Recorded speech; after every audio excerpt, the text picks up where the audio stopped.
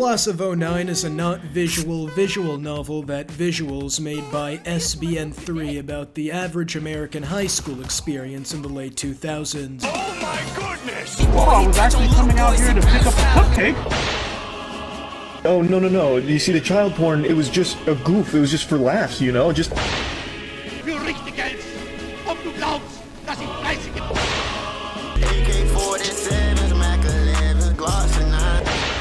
You know they got your mans. They got your mans on sex assault. They got your mans on sex assault. They got your mans on sex assault. They got your mans on sex assault charges. I wasn't going to play this game, as controlling a 16-year-old sex life sounds like a Randy Marsh B-plot that ends with him giving backshots to the health inspector.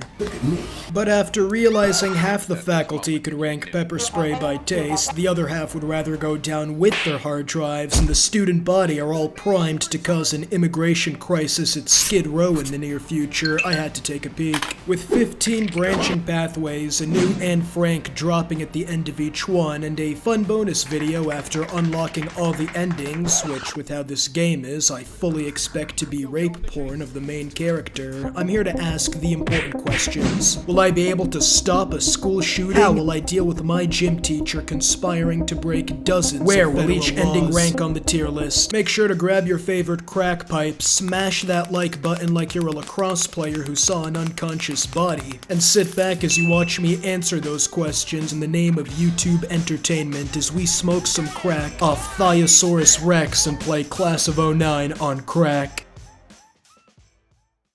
I'm a sociopath. We are off to a rocking start. Nicole would have loved a stable upbringing, but Miss Deep Dish Pussy over here wants a new husband for every Chinese zodiac year. Eventually, her mom kept her legs closed long enough to establish roots as she evolved from prepubescent child to high schooler, gaining leverage with all her male classmates and 27-year-olds with Hellcats. But the popular girls would hear rappers talking about ice on their wrists and walk around with mini fridges hanging from their necks. Eventually, her brother, whose only experience of grass is through video screen, got them evicted for pirating Little Xan. But by luck, her dad lives a neighborhood down, so all was safe. A gunshot! My second Christmas killed himself! I guess we got one of the names on Epstein's flight logs. Video game, just blood everywhere. Must have had it on Wumbo. His suicide note was stuck to the fridge with a Cookie Monster. I love Cookie Monster. Certified crack ally. Nicole's fault. Wonder who Nicole is. I'm Nicole, by the way. Hi. Pleasure to make your acquaintance. After watching her dad's brain matter paint the interior, she has to move. But now, no more Mrs. Nice Nicole. She's not gonna say may I when asking for the bathroom or anything. And so begins our new life at Boondocks High School, where SBN3 killed more black kids than slave owners pre-1865. No blacks, no minorities, no colored hair. Tucker Carlson might honestly just have sex with him at this point.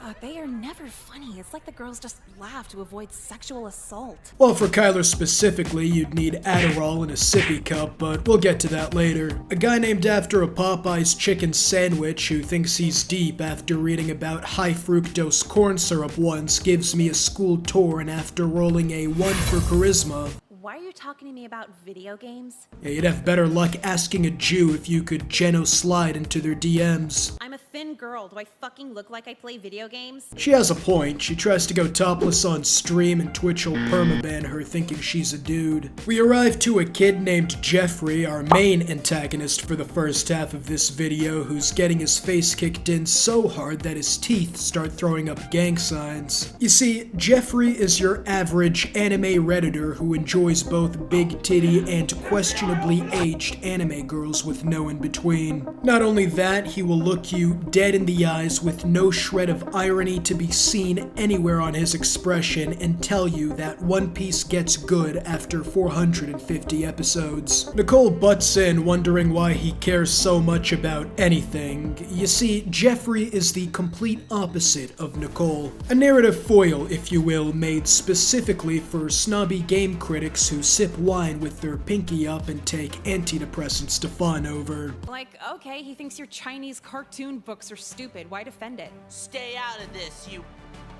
girl. Behold, The peak of weeb comedy. Why the kid who'd get bum-fiddled by Eugenia Cooney before running home crying is still talking shit, I couldn't tell you. Leaving Nicole and Chody to tag team the emaciated pedophile. I care, and the YouTube anime community cares too. Like Naru Party 13, he's got 1,600 subscribers. Do you have that many? He spews the advice his mom gave him when she realized the first time he'd get laid is after browsing the local selection of street gremlins behind 7-Eleven and The most notable thing you could do is killing yourself before graduation. Kill yourself now. You should kill yourself now. And you're like for now. And you some zero pumps. I'm straight! Trody starts flirting with less skill than Helen Keller at a game of Marco Polo, and we discover Nicole's canonically Asian. Yeah, Grandma had yellow fever. Cool, yeah. So what's your first name? Fuck.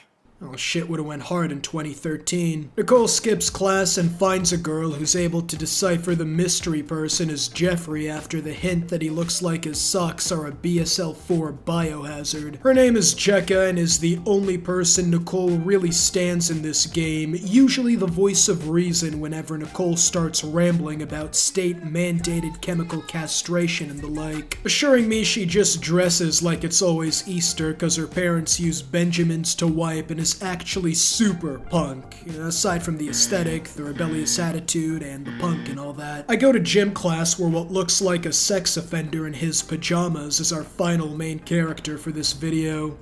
Young lady, what's your name? Nicole, you want my phone number too? Not my go-to response against someone whose peak is a Chris Hansen video. He tells us to get changed, and while I would go, Coach has made a very compelling argument for not isolating myself within 50 feet of his persons. The other guy sitting out is Jeffrey, who somehow takes my inquiry on if the amount of adult shows he's seen matches his body count to mean porn and begins divulging his proclivities. Which interests Nicole. You see, this is a prime opportunity to get him to spill his depraved fetishes at lunch later, and considering his only form of social interaction is his stepdad, telling him to stay away from his various assortment of Mac 11s and Glock 9s with extended magazines he leaves lying around the house, it doesn't take much convincing. So you like him how much taller than you exactly? At least like 12 feet taller? Preferably 50. A woman so tall she can't even see those minute details about me. After sounding like he's perpetually seconds away from wreaking havoc on his undergarments, he doesn't stop there. Getting stepped on, Blackwater's Iraqi division couldn't torture this information out of me, and Jeffrey's here divulging all of this with the exaggerated swagger of a black teen. Yep, I would have used this to get the numbers out of Mason. The next day, after Jekka's efforts to manipulate him for his lunch money prove fruitless, disaster strikes. Maybe I should grow 40 feet, then you'd really like me. Shots fired. I'd be surprised if Jekka wasn't on Epstein's list with how she raped Jeffrey's social life. The fetish bullying doesn't end in class where I'd let the principal bully my ass with whatever fetish she desires. I've What do you contracted a mean by plague so alternative? virulent it's perpetually Jeffrey stiffened here my prefers to dick. be I'm gonna stepped need you to on by women operate who look like pronto. cats. A distraught Jeffrey stops me after class and feels hurt that I betrayed his trust for high school karma and asks if I care about what I did, about how even his 50-foot mommies don't do it for him anymore, threatening to— oh no, instincts taking over. Kill yourself now. You should kill yourself now. And you're like for now. And you some zero pumps. Kill yourself now. You should kill yourself now. And you're like for now.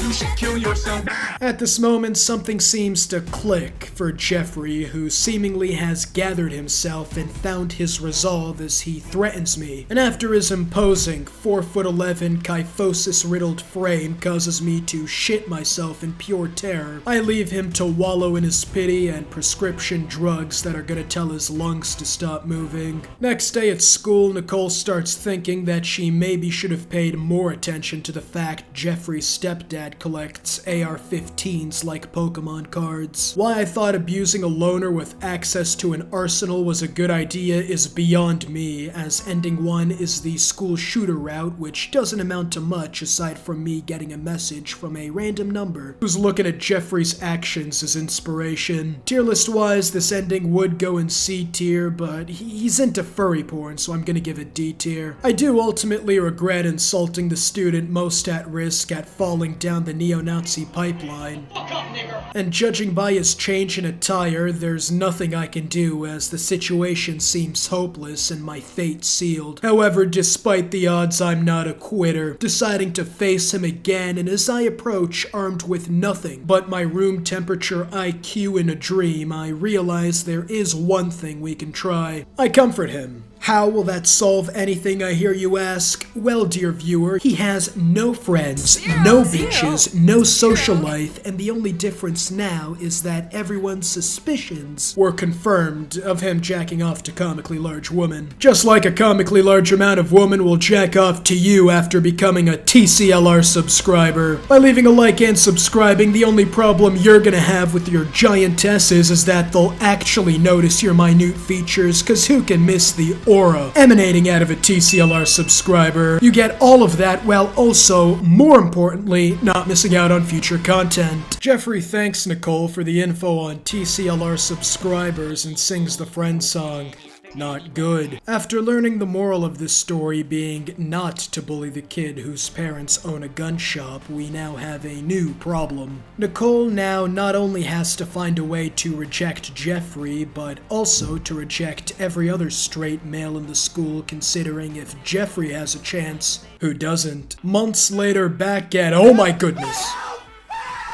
Nicole. I'd burn down the Trying to get a local crush on children's playlist on hospital iTunes. just to What is have it? your thighs Well, carry out nothing my really. death I'm just sentence. wondering Hello, why Department you've of been so exhausted Transportation? lately. Yes, it People, appears you've Mom. left a dump You're truck being in the nice, residential right? district. Trying Biden to should have see. asked I'm me not for sure tips being on how to leave confrontational is the key Afghanistan. to happiness. You're a beautiful girl. My pullout Don't game have is an ugly biblical. person. After learning that the pedophiles on MySpace are just misunderstood, Nicole decides to remove the word no from her vocabulary. What could possibly go wrong? The next day, Jekka's mom has lost all privileges that come with human rights and is currently in a Bengali sweatshop making my crack pipes. The more important problem is that half the student body is trying to part Nicole's cheeks like the Red Sea, and despite her best efforts to keep the predators away, she keeps drawing ovals instead of circles. First date, Crispin comes over and mom's out of town. I'm not having sex with you. Whoa, what are you talking about? Fucking you was like the last thing on my mind. Yeah, it was only third, right under breathing and drooling uncontrollably. At Dave and Buster's, Nicole said yes to Kyler of all people, who looks like he'd slip something into your drink before something in your stink. See me at the hoops machine?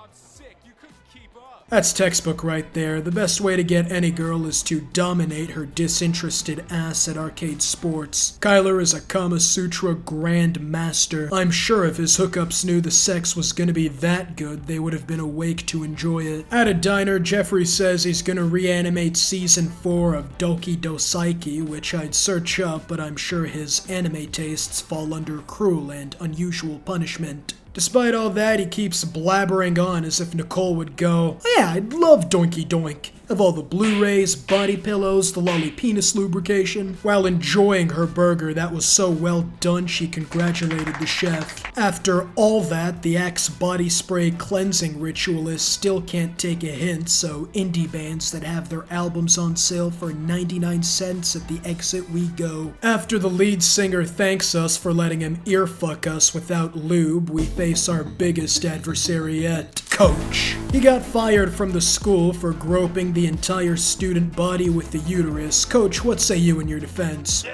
I'm a player, don't remind me. I can visualize the contents of his basement. He tries getting me in the backseat of his car, but I can smell the chloroform from here, and I'm not trying to get raped by a guy who flashes the Gatorade symbol after going up a flight of stairs. He keeps going though, remarking on how he'd like to make a daycare out of my throat, leaving me to again refuse his offer, wanting a longer life expectancy than a main character in a drone strike video, but he's not taking no for an answer. Quickly cornered, I scream at the top of my lungs, forcing him to leave before the authorities catch him breaking his parole, but not before an ominous threat. Next day, after Jekka gets mad I don't want to buy crack off the shady guy hanging out in front of the school.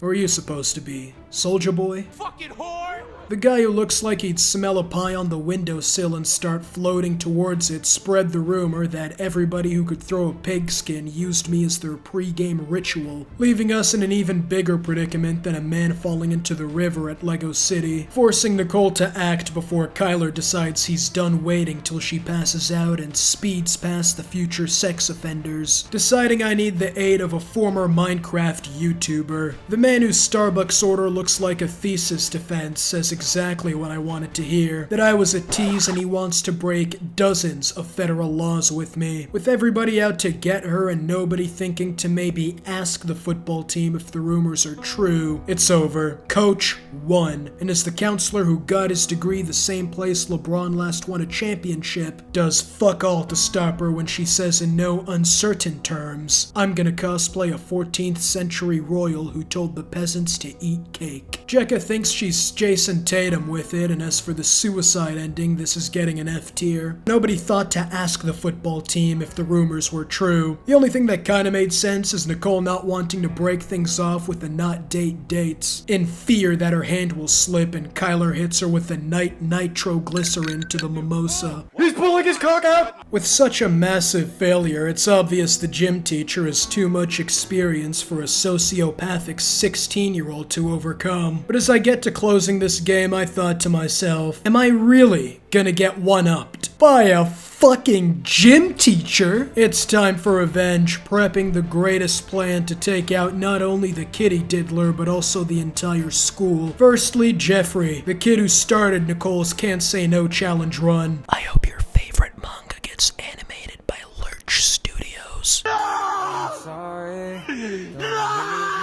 So I enter the locker room this time and never thought I'd find Snorlax in the girls' locker room. Must be a new Pokemon Go update. He says he wants to show me a good time as opposed to what? Biking through a rack? Come on. What's age? Look at you. You're mature. The gym teacher's trying to fuck! Dropping some groping allegations for good measure, but despite all that, we have no proof. Except for the spy cameras he was allowed to install into the girls' locker room. Now, giving this guy spy cameras is like giving Hitler a military, but I'm not complaining. After getting caught like a boner in sweatpants, Coach is behind bars and Nicole, rich in hush money from the school, decides that we can't let those enablers off that easy now, can we? Next day, Mr. White, rapist or child predator call it, takes my bait in the middle of photography class. Jekka herself comes to my defense. You're on thin ice right now. You're on your fourth wife right now. The former member of the Hitler Youth sends us to the principal's office as Jekka doesn't pull any punches. Just like Mr. White pulled his foreskin back before smacking it against my thigh. Excuse me? Yeah, what? He whispered into my ear, "If Stephen Hawking could, why shouldn't he?"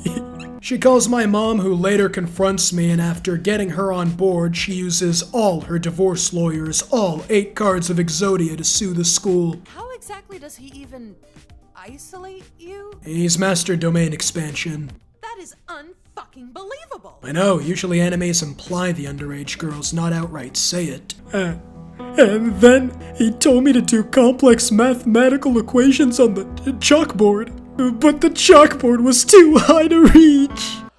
All right, enough of this. No, this is hard. Keep going. He asks for evidence of the school's pedophilic culture, and when I whip out years worth of receipts, including but not limited to Colby's texts and the counselor hailing the pedophilia flag, he contradicts himself, no doubt feeling his job opportunities dry up after getting his testicles stomped on by a 16-year-old sociopath. At this point, he'd have an easier time defending Registeel at the Nuremberg trials. And the best part, by sheer coincidence, Coach seems to have already helped Michael Schofield escape Fox River and sends me a text. He's out of jail, the school gave him his job back, and he wants to use me to relieve the pain in his anus after the health inspector saw him drop soap out of the corner of his eye and said, Today, most people don't realize basketball was invented by Nicole when she dunked on 2 child predators in a school district, living it up in LA with 500 grand, doing drugs that haven't even been released to the public yet, getting my revenge on the gym coach twice, as we get the good ending. The weird number that keeps texting me is jealous, but considering her drug problem, give it about a year before Nicole runs out of money and is inducted into the corner gremlin ranks. Overall, she's rich for all of 2 years, so we're gonna give the LA ending an A tier. So what is the moral of the story? What lesson is Class of 09 trying to impart onto us? Simple. If you have titties, you will be groped, but money more than makes up for emotional trauma. Subscribe to not miss out on the other endings or special video ending, and I'll see you all next time. Peace.